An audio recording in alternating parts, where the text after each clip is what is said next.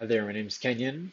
I'm the CEO and a co-founder of CreatorCommerce. We work with brands like Cozy Earth and Crocs to help them tailor the landing experiences of their Shopify storefronts around each and every affiliate collaboration and partnership ad they run at scale, really geared towards the different influencers or customer ambassadors, or even more like B2B collaborations like small businesses who want to sell online, like salons.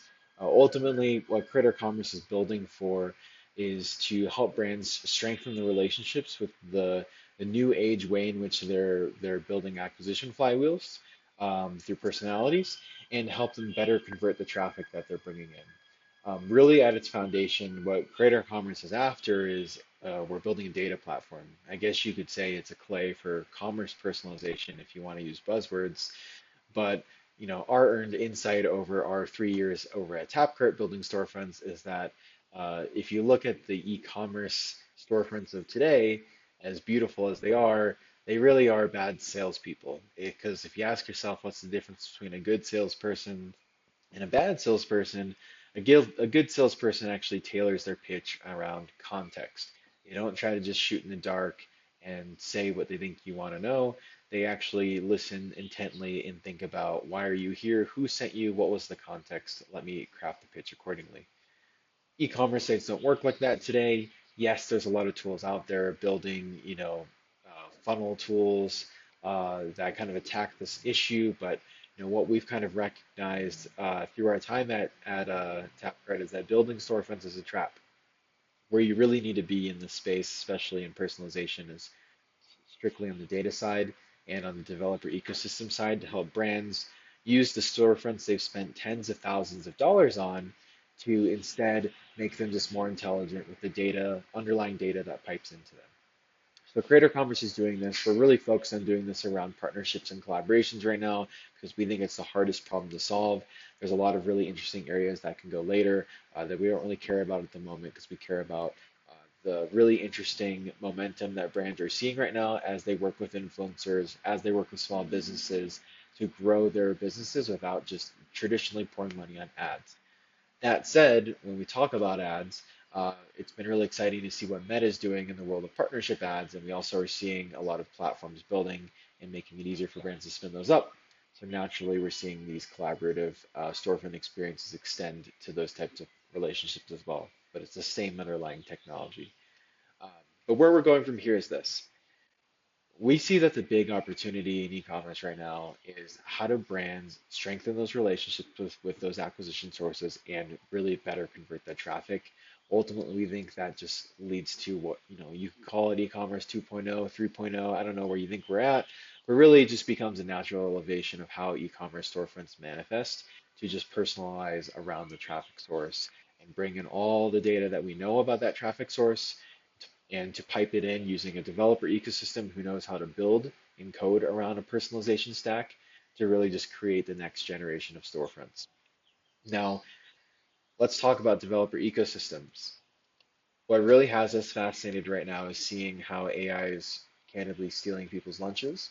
You see Shopify Magic, which is an incredible new tool that Shopify has launched to spin up blocks. You see storefront.dev or .ai, all these new storefront generative tools.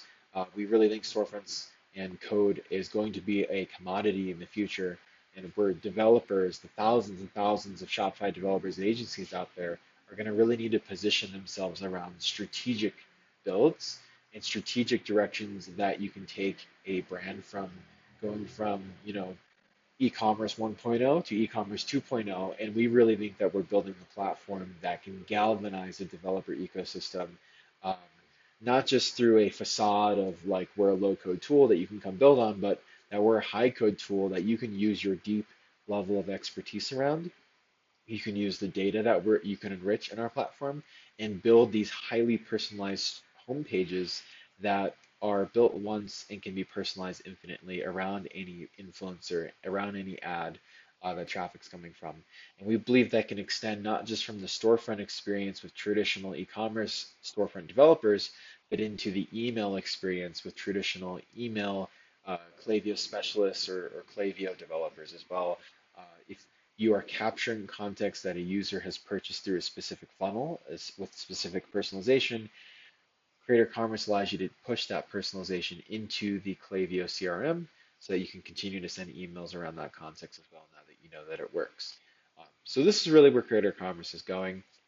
Really what we're looking to do is build a a strong company, a very viable company that integrates with as many different input sources, collaboration tools, recruitment channels, ad platforms as possible so that no matter where you're getting traffic, you can funnel that into Creator Commerce experiences that live on your own storefronts and email stacks.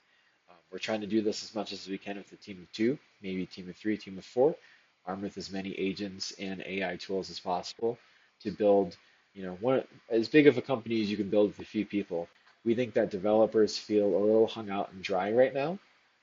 They had built their entire backbone of industry experience around building something, and now they need to start thinking about not just how to build something, but why something should be built. And they need to start thinking about pitching around what's best for businesses and to come with a sense of strategy and direction as opposed to just a sense of like, I can do that or this is how you can do that.